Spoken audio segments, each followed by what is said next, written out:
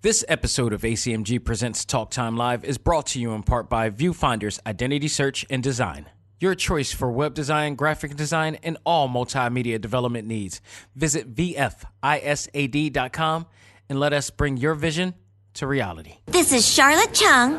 And Fred Tatasciore. And you're listening to A.C.M.G. presents Talk Time Live. This week, I give my thoughts on what I believe is the game of the year. We talk Final Fantasy VII Remake right here today as A.C.M.G. presents Talk Time Live Extras. Select Start. Welcome to the show to give you all the news, views, and opinions in the world of gaming. This is A.C.M.G. presents Talk Time Live Extras. Select Start with your host, Xavier Josiah. Power up and game on.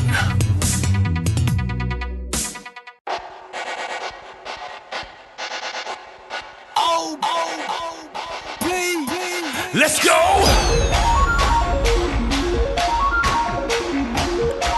Yeah. You can't mess with my Buster Sword. Can't mess with my Buster. You can't mess with my Buster Sword. Can't mess with my Buster. Cloud, the ex-soldier, swept over Genova till she left over. Pissed off, a lift off, putting heat to your brain. Put a finishing touch on a meteor rain. Mercenary with pain and it hurts to carry. Slow up your roll in my Punisher mode. Better steps off on you with dead balls, a leg lost, and cross, taking the head off.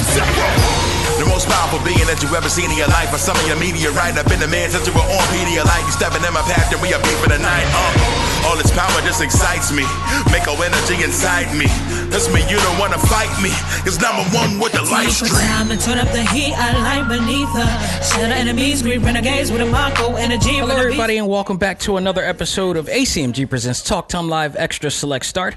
I am your host, Xavier Josiah. I hope everybody is keeping safe, healthy, sane, and sound during this time. I want to give a shout out to everybody who is going through the motions here, who's going through some trial and tribulations, but I'm here to have hope. I'm here to bring some clarity and to just wash away all of that's going on right now in the world that we live in, just for an hour or so. And I'm here to talk about what is possibly one of the best games of the year. It's going to be hard to beat this.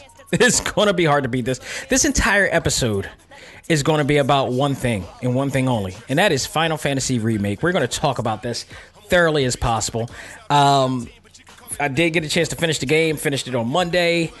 I am still recovering from that experience the same way that I recovered from Avengers Endgame and Infinity War. So we're going to talk about what I felt about the game and why I loved what they did with this remake. And I got some other things I want to talk about, all related to this as well. So let's get started. Let's get underway. This is going to fill up a lot of the time, trust me. So we've awaited for over a decade for Square Enix to give us a remake of their beloved and revolutionary game, and now we have it in more ways than one. Folks, I had the pleasure of playing what may be the best game I've played this year, especially if COVID-19 hinders our ability to play any of the other new games that were scheduled to come out this year as well. It'll be a no-brainer, but even if it didn't, this is going to be a hard game to beat. Final Fantasy Remake was a long time coming, and it was indeed worth the wait and the money that they asked for. And Square Enix not only honored their fans with everything you've loved about the original first disc, but also extended the experience by giving you some extra content to deepen the world and the characters they developed over 23 years ago.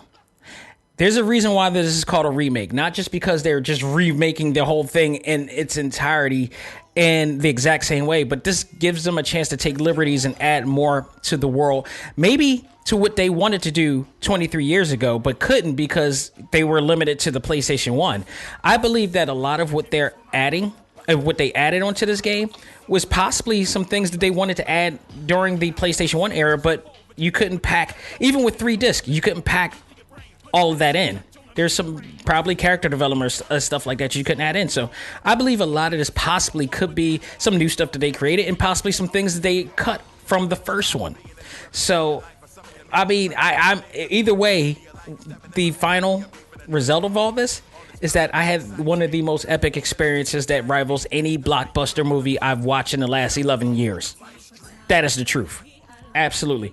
So, in comparison to the original PlayStation 1 classic, that game actually feels like a storyboard, like an actual Hollywood storyboard to what will be eventually this game today. That is, I mean, if you look back, now that you after playing this game, you look back, it's like, yeah, it looks like a animatronic, what did they call it? Like a 3D generated storyboard of what this would eventually be. It's awesome. It is absolutely awesome.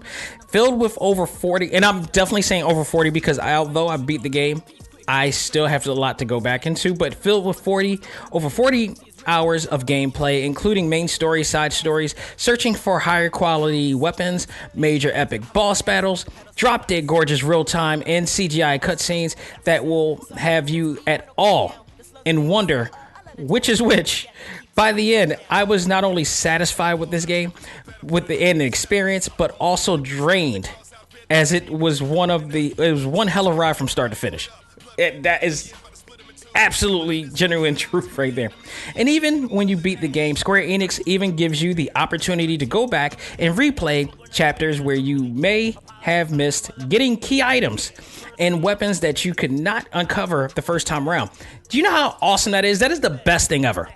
And I'll tell you why. And I've mentioned this before, because if you recall on previous episodes, the thing that traumatized me during the first original game, which I put in hours on and reading a lot of strategy guides to follow up to make sure I'm doing the right thing, and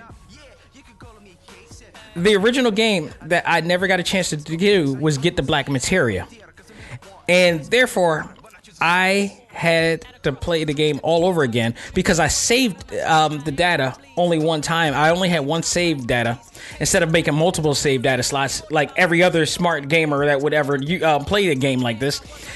Instead, I had one game slot, and I managed to overwrite the actual part where I should have saved to another slot so I could go back if I messed up in getting the black materia. But I got too cocky. I missed the opportunity, and I couldn't go back to get it because I wasn't able to load a new spot because I didn't make one. So therefore, I had to play the entire game over, and at that point, I went cold turkey. I was done.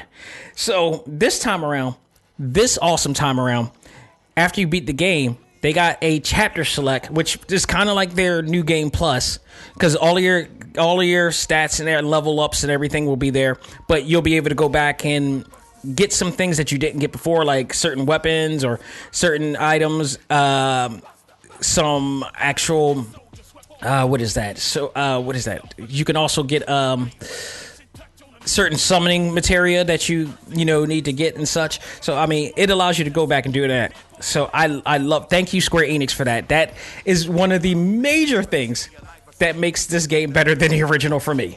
That was one of the most, I think, really, honestly, if I would just go to therapy for this stupid situation, I think I think it would all lead to me playing Final Fantasy VII is the reason why I probably don't like turn-based games anymore or at all. So I think it all like stems from that, because Final Fantasy VII was the first turn-based game I've ever played, and I loved every bit of it up until that point. And I really I still don't like the logic of turn-based games myself, or ATB battles myself, but that's a whole nother thing. But as far as the story in the game goes, I don't want to say it's virtually untouched, because it's obviously not. That will be the wrong thing to say. It is actually some changes, but the core narrative and dialogue of the original game is all there. Like, they managed to put in that, but also add some new elements that help refresh the experience and add more to it and engages you more into the story. I understand completely what they did, why they did it, and it worked. In execution, it worked to perfection. Loved it. Absolutely. A lot of memorable lines from the PlayStation 1 game were transitioned into the remake, which is great for those who played the original game, but now actors are voicing those lines now, so it is even better. Putting a voice to the characters makes such a difference in getting into the actual story and characters, which was some of the things that really bored me. And it felt like a little tedious to just read all these lines over and over when you just want to play the game. And I get it. The story is supposed to engage you, and it did. But it doesn't work like that for every game. There's some games that it's like dialogue is just too long. It doesn't grab you as much. It did for this. But like other games, especially fighting games, there's some fighting games that has so much dialogue. I'm talking about Arc System Works, and sometimes it's good and sometimes it's not. Not everybody can do it, but I do like the fact that now we have voice actors that are able to add on, put some personality into this, and it's awesome. It really does make a difference. It just adds on to the quality of it. The new story additions are, and honestly, the new story additions are really minor and not all truly connected to the main storyline. There's some things that are connected, but it's just minor. Avalanche becoming becoming bigger than what they were, or at least we never got the understanding of how big Avalanche was. We thought it was just a core group of 5 people. So it is made to believe that it could have been those guys, but they never had a understanding of there was another core group, a separate core group of people, that the mayor was a part of Avalanche as well, and all these other people were on the inside of this. So we never got that understanding of that going on. The new characters in the game are also a welcome addition, as they add more intrigue to the dimension of the Final Fantasy universe, 7 universe, that is. So we got new characters like Roche, who is a third-class member of Soldier, who brings a lot of action and one of the few exhilarating motorcycle mini games, followed by leading up to a mid boss battle in here. I love him, and I like the character a lot, and hope to see him again in the later games, because it does appear like it won't be the last time we see him in here. Another character to me that stuck out, and it was worth mentioning here, is Leslie Kyle, who worked for Don Corneo, who we will absolutely talk about in due time. Trust me, we will absolutely get to that very shortly, because I love that entire chapter for a lot of reasons. He had a hidden agenda by taking down Don Corneo. And the side story with him is that Don Corneo took away his fiance by force, and Leslie never got a chance to see her again. They were supposed to get married, and lo and behold, he winded up, Don Corneo, pimped her. He pimped her off, pimped her away. He never got a chance to see her again. Doesn't know if she's still alive. Doesn't know anything. But somehow, some way, he forced an agreement with Leslie to work with him as one of his, right hand men or henchmen or whatever like that. And all the while, Leslie was like, "One of these days, I'm gonna get you back." Boom, it's happening. What I liked about him, and what I like how they set him up, the way they developed this character was interesting, because it was in a way that it could do like a standalone spinoff based on him.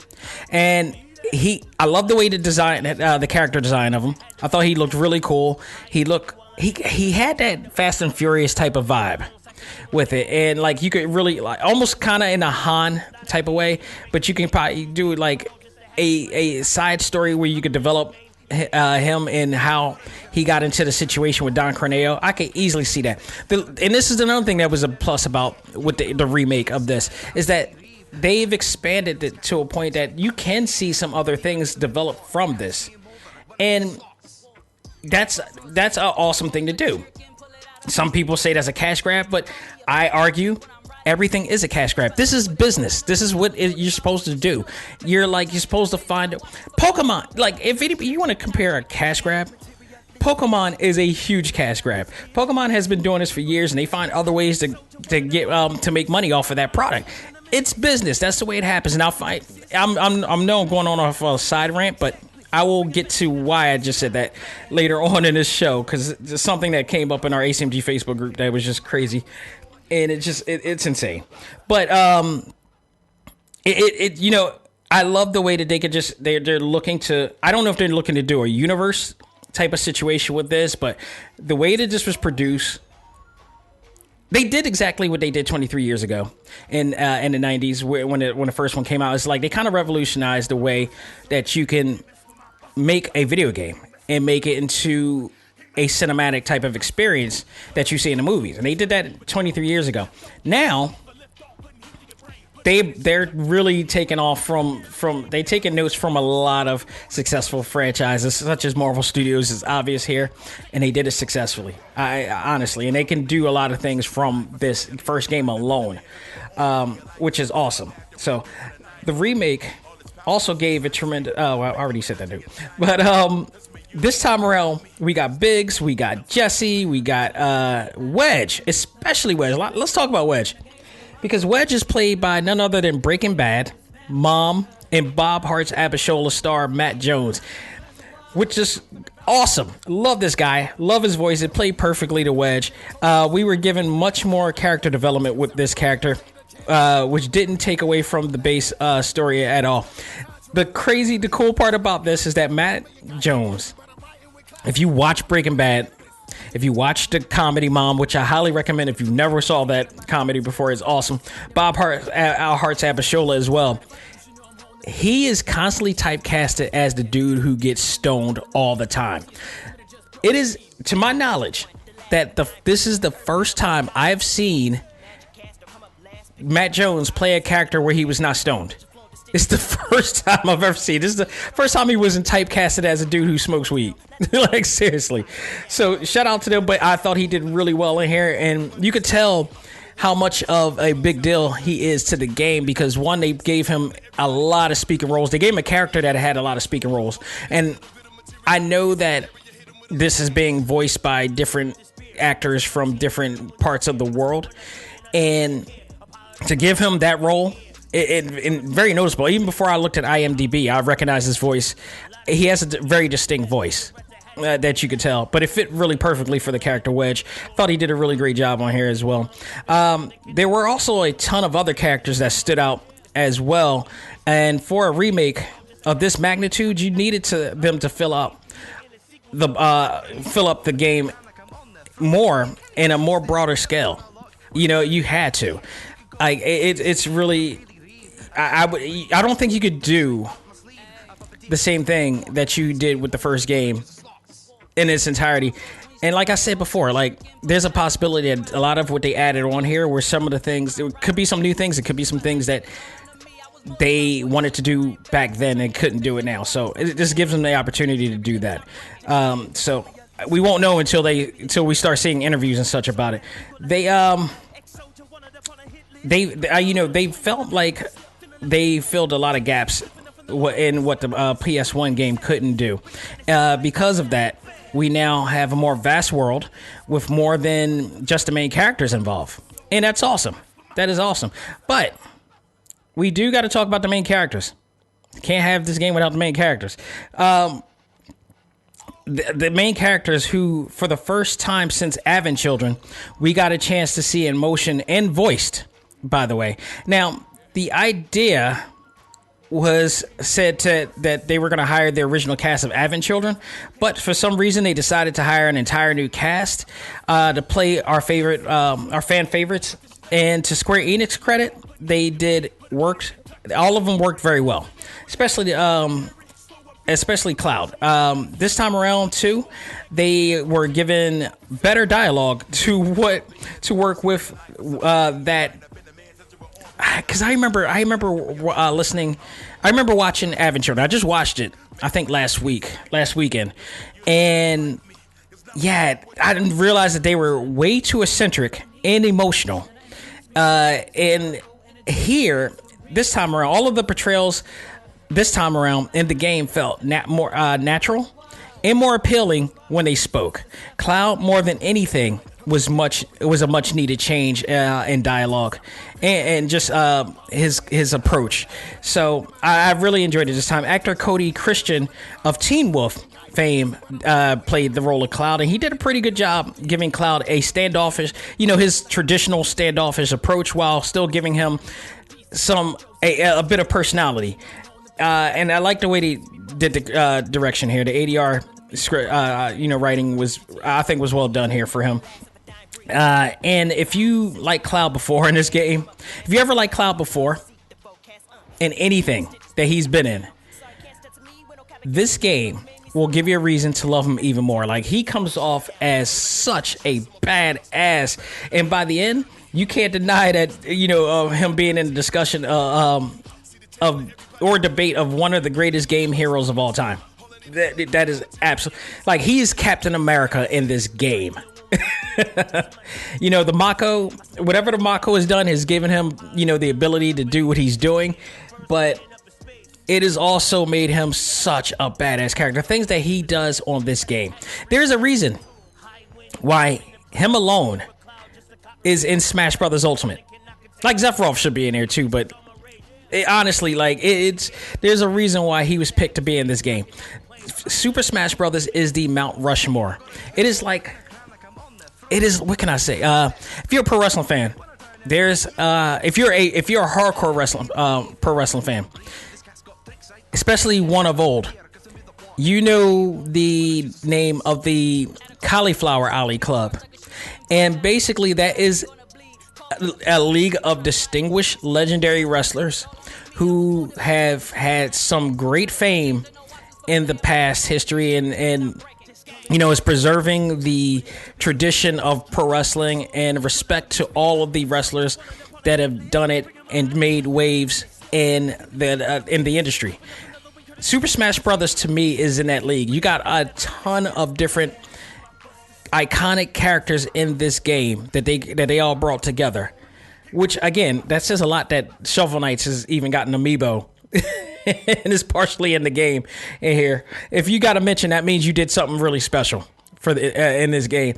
And like, Cloud is in there respectfully, and he was a big deal when he was announced to be in here, especially the first time around. Like, nobody knew that he was going to be in there. That was a big deal, huge deal when he was in there. And whether you like Final Fantasy VII as your favorite or not, you cannot deny what Final Fantasy VII has done for the industry, bar none. Say what you will, but if you like 6, if you like 5, if you like the first, if you like the 15 or whatever, none of them made the impact that Final Fantasy did.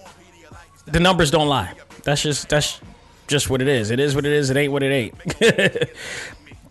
But also, what they did here as far as main character development, Tifa, boy, did she show out in this game. Tifa, played by Britt Baron, also made a very noticeable impact in the game as she handled. How did I put this? As she also handled things in her own way. The game is just awesome with her. She was a great representation of a strong, empowering type of figure who could handle her own. And I love the way they worked her in here. And that discussion is back up again. Whenever you bring up Tifa, it's bad enough.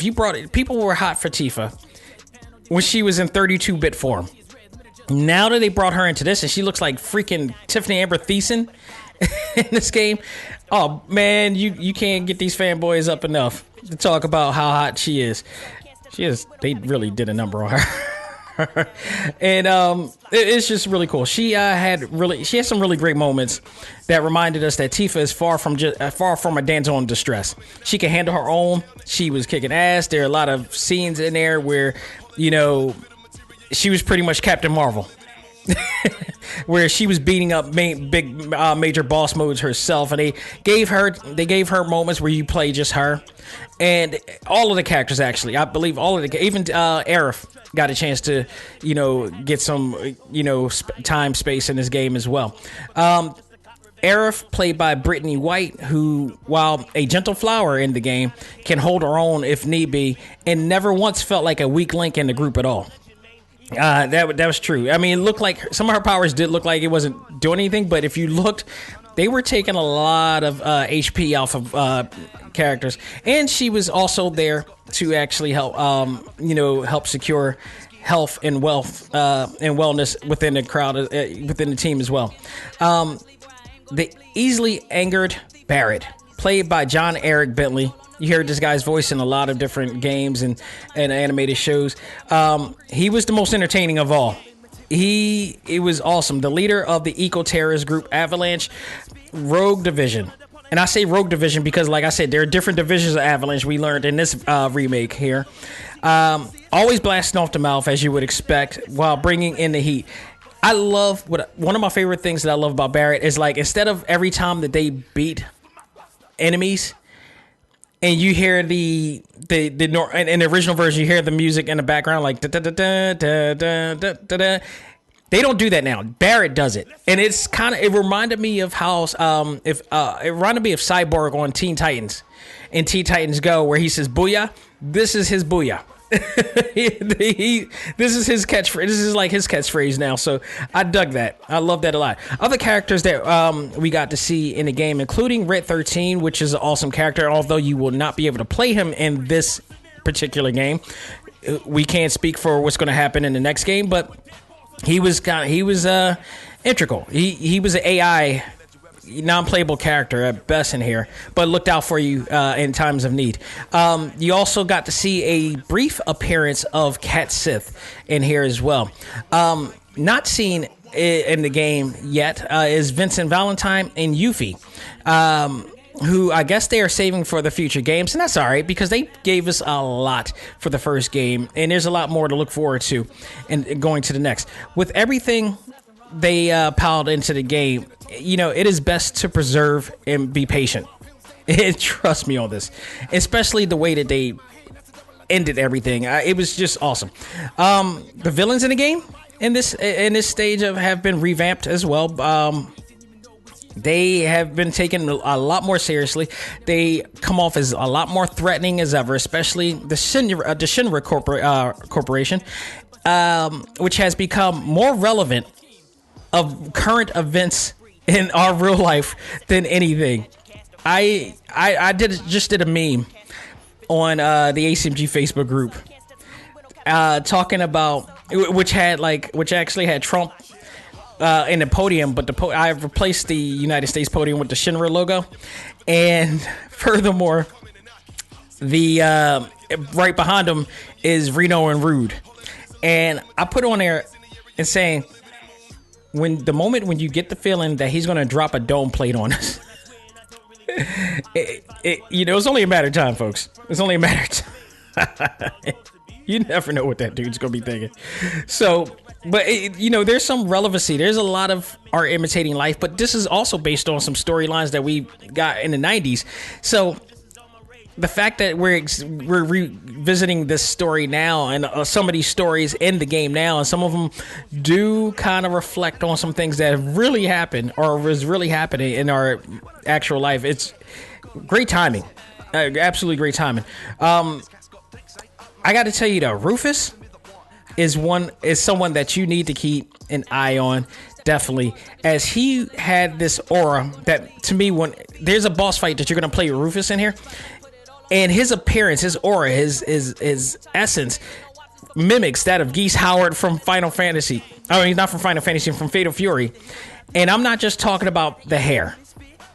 I mean, I love that. I love that interaction between him and Cloud. It was like, okay, this is just a taste of what Rufus is going to be about later on. I like this.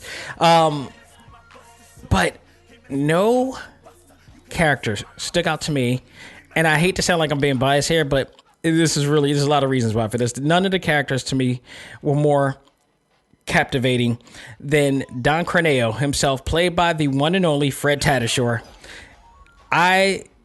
If any of you had a chance to be at the Keystone Comic-Con panel where I hosted with him and I talked with him and interviewed him, I mentioned that he has the ability that's reminiscent of the legendary Mel Blanc, who many of you may not know, but it's the guy who voiced many characters, including Bugs Bunny, Porky Pig, Daffy Duck, all the Looney Tunes characters, a lot of other characters leading down. He's like he would be the Run DMC of like voice actors in that point. And the cool part about Mel Blanc is that he's always able to voice a character, but you wouldn't recognize that it's him.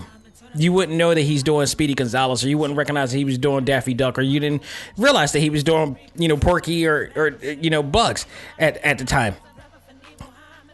Mel Blanc, Kyle Hebert is also in that nod too, but he once again uses Mel Blanc-like ability to portray this very memorable and sleazy character that is very reminiscent of Harvey Weinstein. I don't know if he channeled any of that situation in there. I would like to know that. I would really like to know that, whether he would channel that. But he's just that good of a guy. But it was an astounding performance that he did as this character. It really got under your skin. And again, if you put his voice up to the likes of other characters that he's done, like the Hawk, Soldier 76 from Overwatch, X-Men's Beast on Marvel Ultimate Alliance 3, you wouldn't recognize it. You would not recognize that he's doing a voice. They are all different tones, ranges, everything. Love it. He did an awesome job, and he got a lot of airtime in this game as well. So I absolutely enjoy what they did with him. A character. A character like that was definitely. I like the message that it was a lot of messages in this game. That was really, really put together very well and really relevant to what's going on today. A lot of things that happened that this game had was just brought a lot of relevancy to what's going on today in fictional sense. And then there is Sephiroth, the man of the hour. Now, the original game, we never got a chance to really, really get in touch with Sephiroth during the first game. I think the parents came in second disc. No, they gave him to us. They teased him at the beginning, teased his ass all the way through this game, and they did it so greatly. And we got what we want. We got a confrontation with Sephiroth in this game, which is one of the changes that wasn't in the first. And guess what? I don't care. I love what they did with this game. A lot of people love what they did with this game. You read the other reviews out there. Whether you're supposed to be a pretentious purist to this game and your love for it, that's on you. That's on you. But I love what they did. They gave us what they want and still left you with an idea that more is coming. And I just love the way they did it. Whether, a character, Sephiroth was a character like that was debated over the years as whether he's one of the greatest villains in video game history. And there's a lot of people who made that claim. There's a lot of people that made that claim because of what he's done in this game and what he's done to Aerith in the original and stuff like that. But whether that is true or not, that is one thing. That is a whole one thing. But after playing this game, we know for a fact that Sephiroth is a force to be reckoned with. And yes, if not one of the greatest characters or villains of all time, he's one of them. That is undeniable. That is absolutely undeniable. The way they wrote him and teased his arrival was brilliantly orchestrated throughout the game. And those who played the original knew it was coming, but not to this totality. And they were just salivating for it as you were just going along. It's like, are we going to get a chance to see him? They can't do it, but they gave it to us, and I love it. So when he finally arrived, I felt he didn't disappoint at all. But one of the things that really stood out to me about this game that really made my heart melt was the amount of diversity that you saw all out through the game. I mean, I played a lot of games, and there are some games that have some diversity and some things like that, but I felt like this one stood out. It stuck out like a sore thumb. As you go into the city slums and Midgar and all the other areas, just a ton of diversity all around with non-playable characters. Like, just normally when you see games like this, you never seen this amount of representation. And I mean a lot of representation, man, all through the world.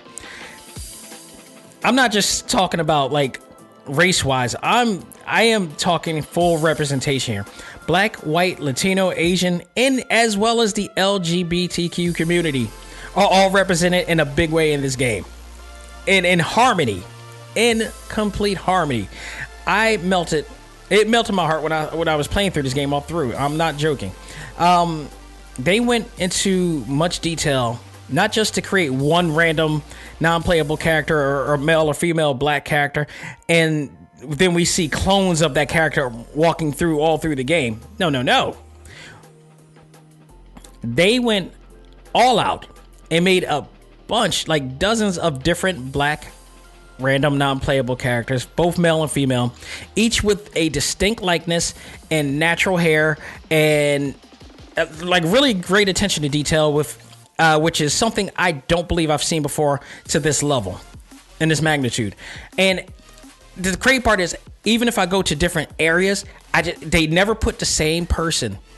At least to my knowledge, I didn't recognize that they put the same type of non-playable character or NPC in that same area.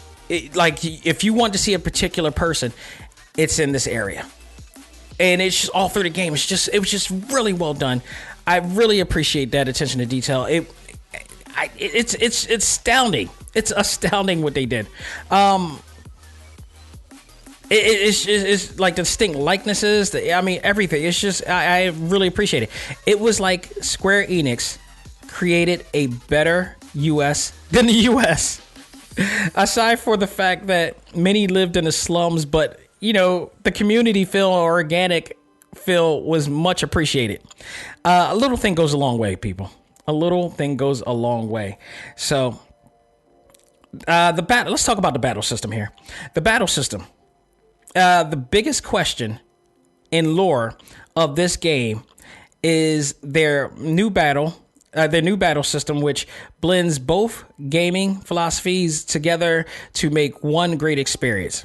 And, I talk about not liking turn-based battle systems or ATB, systems, but this is the part I love about Final Fantasy 15 and Crisis Core when that came out, which I think is like literally the blueprint of both of these games.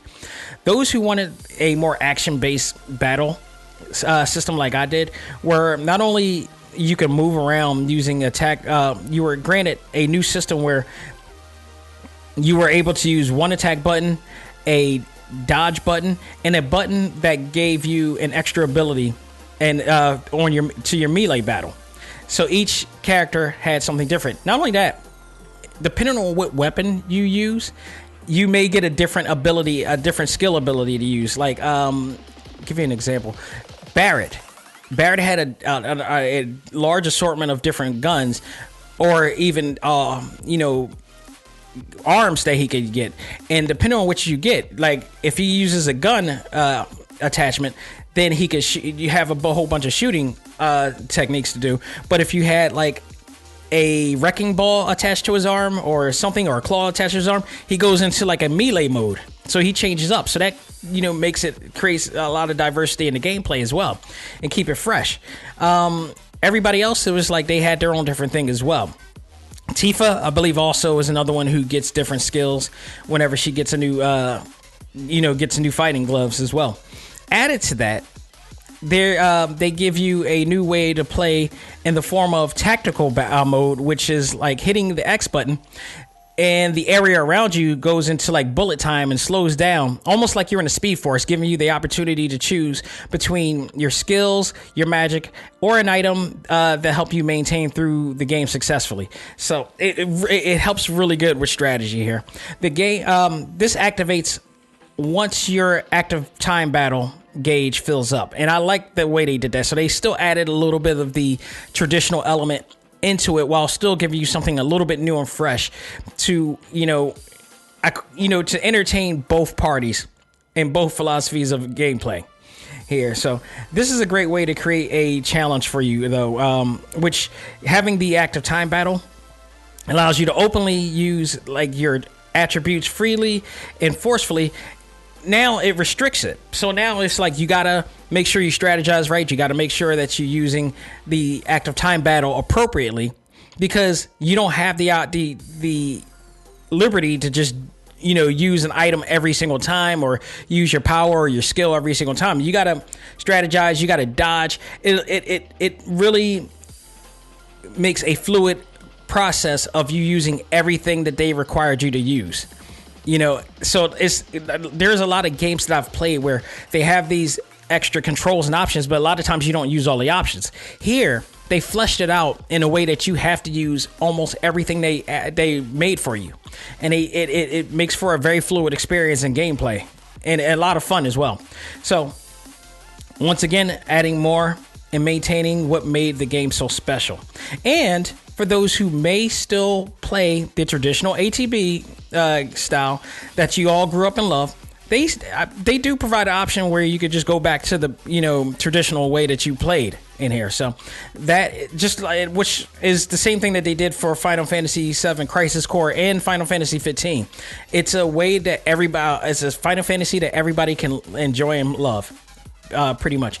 Using the materia this time for me felt like a lot easier this time around, and much like before, you can use materia to evolve it and for more powerful attacks. It took me a while to figure out how to use the materia in its evolved form. I didn't realize you had to you had to click on the button, like if you have fire and you have you've already evolved the materia, you can just strike it right, and it'll allow you to use more MP, but coming up with more powerful moves. And those, they do have an effect on enemies too. It's really cool.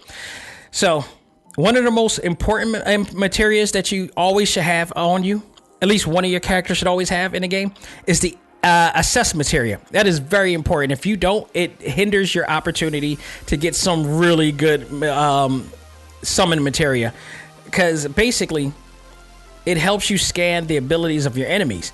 I don't think I don't remember if they ever had this materia in the original game before, but excuse me, this materia is given to you by a child prodigy who works for Shinrai, but is looking to help Cloud and defy them, because he understands that they're doing some really shady stuff behind the back. So he's looking to help Avalanche and Cloud, defeat them, and he's doing so by having Cloud, assess all the battle data of all of them. So once you're in the battle, before you even start the battle, the first thing you should probably do is scan the enemy so you can get more battle data tested, so you can give it to him. And what happens is he will reward you with a battle simulation of you fighting one of the summon materia. And if you beat the summon materia, the summon materia of Ifrit or Leviathan or Behemoth and Shiva, you will obtain that materia. So there's an easier way to obtain that in the game, and you want to do that because the summon materia this time around is absolutely awesome. If you played, what is it? What is the game? Dissidia. Final Fantasy Dissidia, the fighting game, the recent one that came out NT. They kind of took a little bit from that too, because when you use summon materia there, they come out and fight with you. And this is something that you never got a chance to see before. I believe Final Fantasy had it to an extent too, but I think their summon in Final Fantasy 15 was like a major cutscene.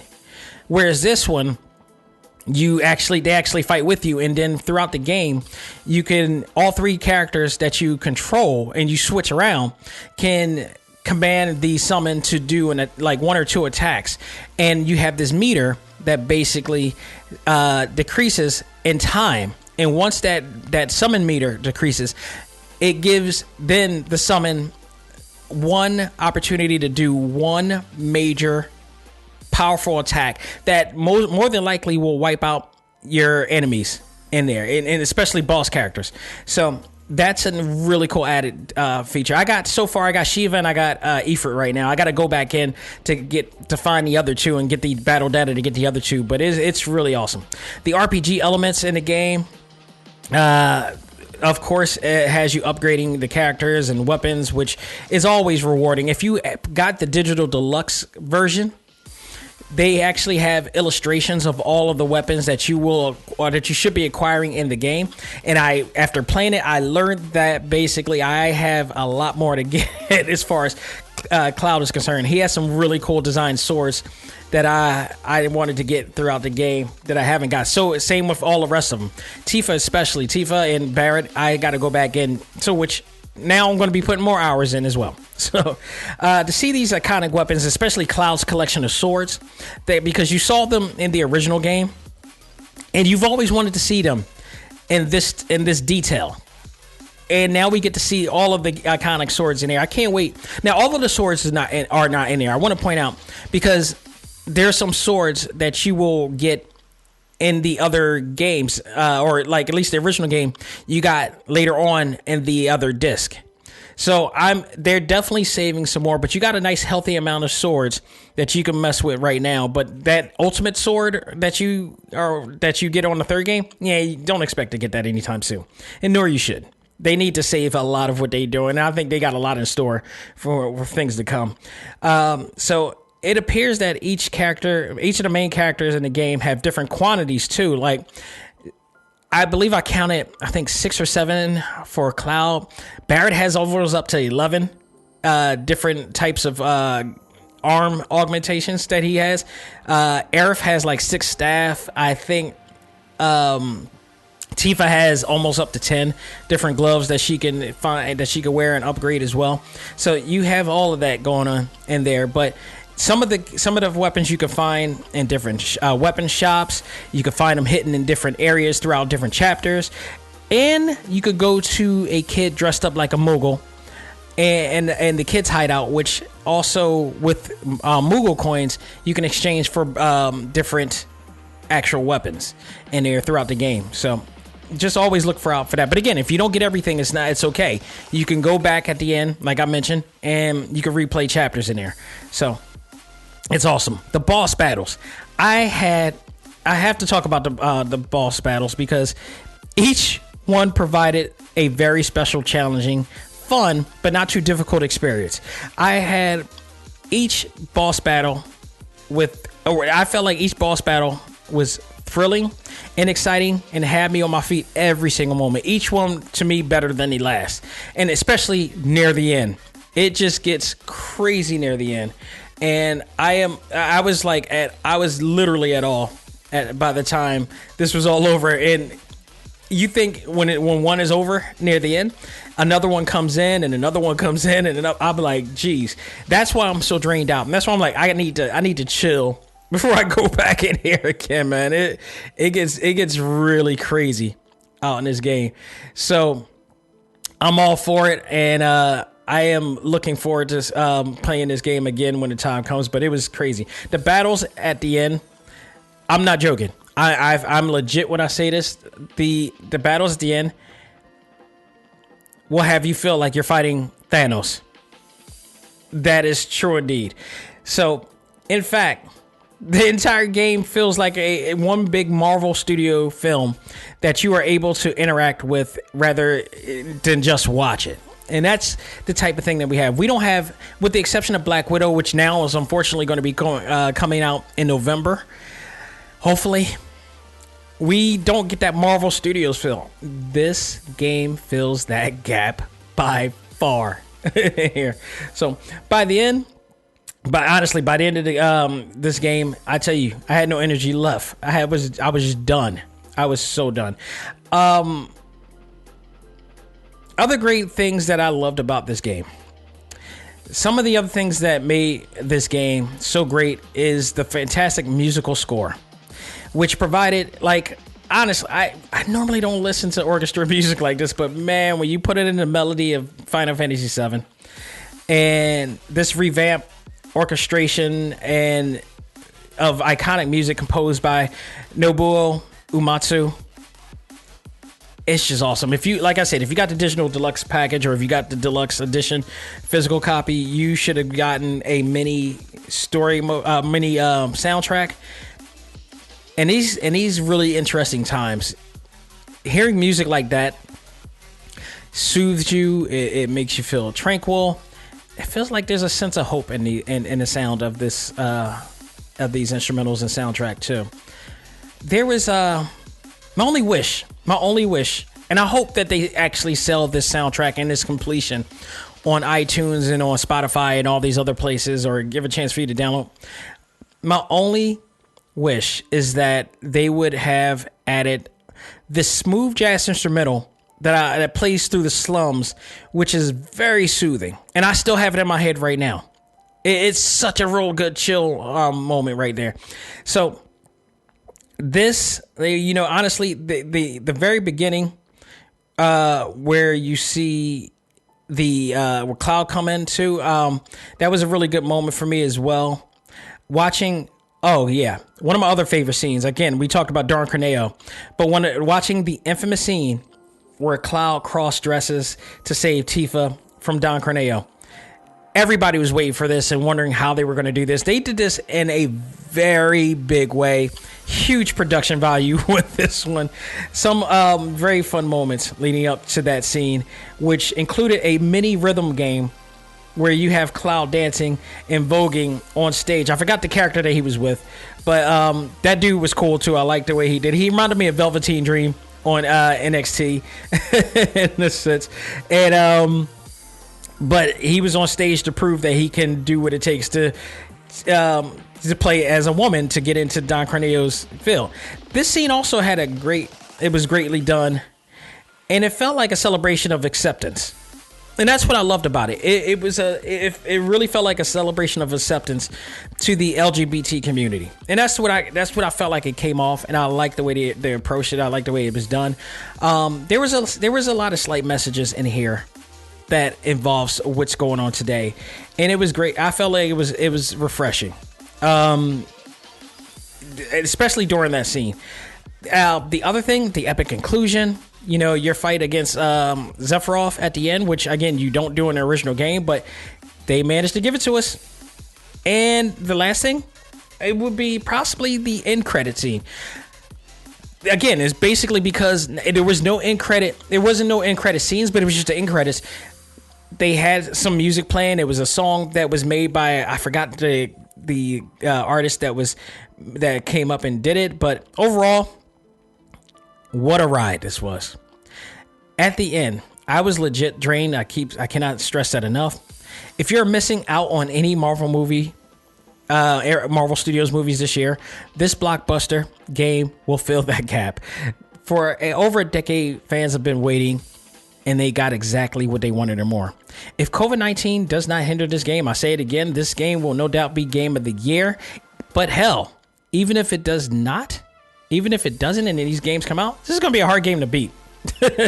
On a side note, and I mentioned this earlier, I got into a deep discussion with a couple of A.C.M.G members regarding the game being nothing more than a cash grab.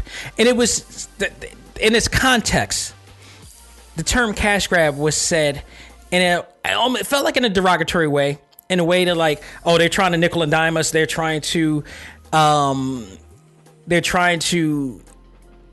give us something of not quality. And that's usually what the term to me cash grab was. I kind of took offense to that from an artist's perspective. Let me tell you this. Let me say this right out.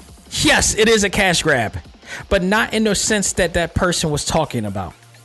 If you say that this is a cash grab, I mentioned Pokemon before, you got to say that too, because for years they've been giving us the same stuff. Like, that's a cash grab. This was something way more than that. The term cash grab was normally used as a negative sense, but in a sense, in reality, isn't everything a cash grab? Is the purpose of owning a business, a studio, where you sell, a warehouse, wherever that you make, that you provide goods and services and other forms of entertainment that will in fact make people want to invest in the product, is that not a cash grab? So yes, it is a cash grab in that sense. They're providing what we want on a tremendously large scale, and they wanted to do it to get millions of dollars that they put in to get it back, and they've done it, and they did it. That's business, folks. Deal with it. So, but when you say the term cash grab, it is said to be taken our money and not giving us our money's worth. If you've ever played this game, which the person who I was speaking with on the A.C.M.G Facebook group was not. He did not play the game. He has not purchased or invested into the game. He's only, what he did basically was actually sabotage. I believe he was trying to sabotage himself. Now, here's the reality. Not everybody's going to be able to get this game. Not now, at least. Not everybody's going to be able to enjoy what some people are enjoying, because not everybody's going to be able to do it. Some people, there's situations going on right now and I definitely feel bad, but that doesn't mean you sabotage yourself from not enjoying what we enjoy just because you can't play it day one. That is just the wrong approach to go. And by trying to just nod it off or just fly it off as just a cash grab, so you just because you don't want to, have the experience.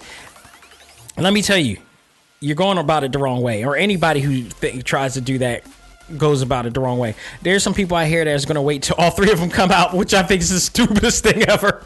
Because the way that they put this together, they could have done this as a one-off. It ended like it was a one-off, but did leave a hint of it's not over. It's far from over, but they left it on a way that, like, if it takes a long time for them to do it, we are still satisfied with this game. They didn't leave it open-ended at all in the way that other TV shows or movies have done, and then they get canceled. No, they left us off on a great note. They left you wanting more, but like satisfied with what they put in right now. I'm telling you, it's awesome. I mean, cash grab in a sense of, yes, giving the people what they want to grab their cash. Yes. Wanted to do more. Yes. And there's nothing wrong with that at all. Absolutely not. I guarantee you, anybody who owned this company and had the opportunity to do what they did, they would have done the same thing. Bar none. I call hypocrisy on that if you wouldn't, because that's a smart business move to do. So, that is business. And if you understand business, that's the way you go. That's the purpose. You try to create a brand, a franchise that you can stretch out for as long as you possibly can. Like I said, Game Freak has been doing it for years. Nobody talk crap about them. The same can be said. The exact same argument can be said for the entire Marvel Cinematic Universe. They came up with Avengers. They came up with Iron Man. They came up with Thor. They came up with Hulk. They came up with what is the other one? I think it was those three, and then it led on to Captain America, and they led on to the Avengers. They could have stopped right there. No, they went with Infinity Wars, and for 11 years we enjoyed it. Why can't they do the same thing? Why is it a big deal that they're doing the same thing? I call hypocrisy. I call bullshit on that. Okay, so if it's only the idea, to me it felt transparent. It was like, okay, you're putting all this on this game, talking about it as a cash grab, but at the same time, it's like, dude, you haven't played the game. I guarantee you, if you have the opportunity to play the game, and I still say, go play the game when the time comes, you will not regret it. Don't try to sabotage yourself. Be like, man up, be real about it. Like, if you can't get it, that's fine. Nobody should fault anybody for not being able to play a game. I can tell you, trust me, I have had games that I have not been able to play that people were able to play day one, but I eventually got to play it, and guess what? I enjoyed it. There were TV shows that I was late on. I haven't watched Breaking Bad till 2 years later, and I didn't care. But when I saw it, I enjoyed it just the way everybody else did.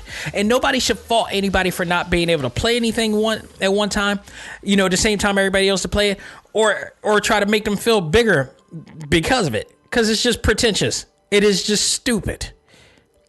Like, just chill with that. Just honestly, I mean, so in hindsight, if they do in fact postpone other games due to COVID-19, that is fine, because I mean, again, they set it up to be a very well standalone game here that not only left like it'll be fine. You can buy the game without having to wait for all the other three. It's not, trust me, they did it in such a different way. You owe it to yourself to try to get it. No matter when you can get it, get it. It's worth getting. Even if you got to get it when it goes on a Game of the Year type of sale or, type of deal. Get it. It is worth it. Don't sabotage yourself. It's very immature and sophomore to do it that way anyway. On both ends, to do it that way, and to also to try to put shade on somebody for not being able to play it, when the time when it came out. Don't try to feel bigger than yourself just for that little minute moment, because people do that. So I tell you what, man, Square Enix, kudos to you, man. I'm in now take my money now mode, and I look forward to seeing what Square Enix is going to do next after they put this together. I tell you, so before, the last thing I just got to say on that cash grab situation, before anybody makes false claims on what you think the game or anything you are talking about, at least invest in the content, do your research, make your own critique based on what you've experienced. Don't just try to throw shade on something just because you haven't seen it and try to make it like, oh, well, this is just a cash grab, I'm not going to get it. No, and the dude even though I read a bunch of reviews that said it was great, I still consider this what's your point? Everything's a cash grab, dude. Everything is a cash grab. I mean, that's business. Stores that you go to, cash grab. Amazon, cash grab. If you understand business, that's exactly what they're doing. And you're making it seem like they're doing something wrong, and they're not. They're giving us a lot of what we want, but guess what? They worked their asses off. They spent 5 to 10 years, spent millions of dollars. The first Final Fantasy VII, I think, was the most expensive game that was ever made in gaming history at the time. You imagine how much they probably paid to make this, and then making the other games, and then hiring all these actors and getting all this, hiring this orchestra, and going all out to do all this stuff. You don't think they deserve the money that they're giving us? No, chill the hell out. I swear, people need to stop acting like they know exactly what the business is and never been in the business before, ever. Never talked to anybody involved, or never learned from anybody at all. You're just coming off your ass and you're coming off the mouth of things. Chill the hell out with that. God, the things that people can do behind the back of a keyboard is amazing. It's just astounding. Look, we recognize, we just recognize that, everybody can get it, but just let it go. You'll get it eventually. Trust me, you'll get it eventually. It's just done in there. But folks, go out of your way to check this out in any form or fashion. It is an awesome game experience. Man, thank you all very much for everything that you guys done. Thank you. That'll do it for this episode of Select Start. Thank you all for being a part of this episode. Thank Megaran. Thank DJ Cutman for the music that they put out this week on this episode dedicated to Final Fantasy VII. Go out of your way on Megaran.com, on Spotify, on all the major streaming apps to check out Bust a Sword. It's a collaboration of Megaran, None Like Joshua, and a whole horde of other nerdcore and hip-hop artists on there just doing a riff off of Buster Sword. It's awesome. You heard a sample of it at the beginning. You go check it out there as well. Go out of your way also to check out the new tracks based on Final Fantasy VII from GameChops.com entitled MAKO, which you're going to hear at the end of this show, a clip of it, featuring Megaran as well. He's all over the place in Midgard, just, spitting all types of lyrics around there. And then also the track that you heard throughout this episode, based on Aerith. All of that is going to be on GameChops.com. So you could go to Megaran.com for Buster Swords. You could go to GameChops.com for all of that and more. So thank those guys. They're tremendous talents. I love what the energy they bring to Talk Time Live throughout this and the Prime show as well. Shout out to both of them. Much love to you all. So that will do it, folks. This Sunday on Talk Time Live, the Prime show, we're going to review Mortal Kombat Legends, Scorpion's Revenge. It's finally out. We get a chance to check it out. From what I heard, there are people who are digging it. I'm pretty sure I love virtually I don't think there's one DC animated movie that I didn't like. And a lot of the talent from those animated movies brought their talents to put this together. So I'm looking forward to it. Now, granted, it is not one of my favorite character designs or animated designs that Warner Brothers has done. But let's see what they do with this and see what I think by the time I finish with it. I won't prejudge it until I see it at the end. But what I heard from a lot of people, it's gritty and hardcore. And we'll just get an overall critique of it on Sunday. So check that out. And whatever news that comes there as well. So, as always, you can check us out on TalkTimeLive.com.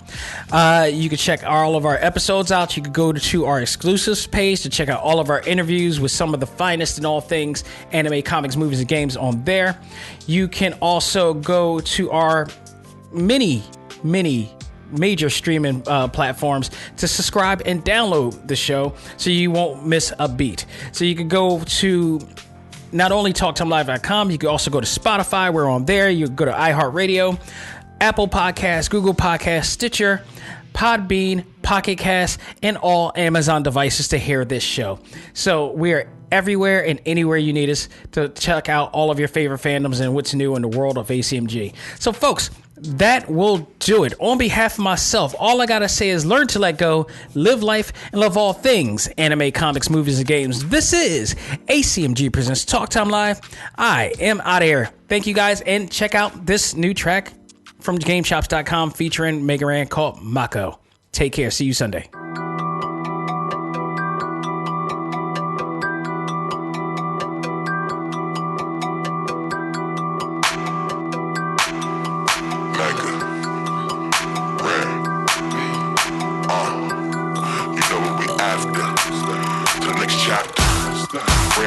MAKO reactors.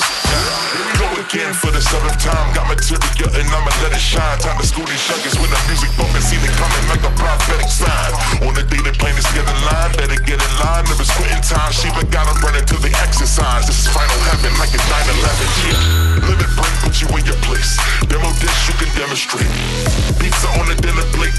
Turn my lemons into lemonade. Explosion, no explosion can cover up what I'm exposing. This game over. Your next motion is spoiled like you got left go. Chaos spreaded around. I hold the ground, tying you down. Ultimate weapon is hopeless. You step in this spell any magic when I'm in your town. Know that you getting this work. Suited and booted like I'm with the Turks. Grabbing wallets with a dragon on it. The accoutrement to my lavish garments. I heard your party leaders feeling down. Well, it's a good thing that we in town. Music for this episode is provided by GameChops. Check out these great chiptune tracks and more at music.gamechops.com.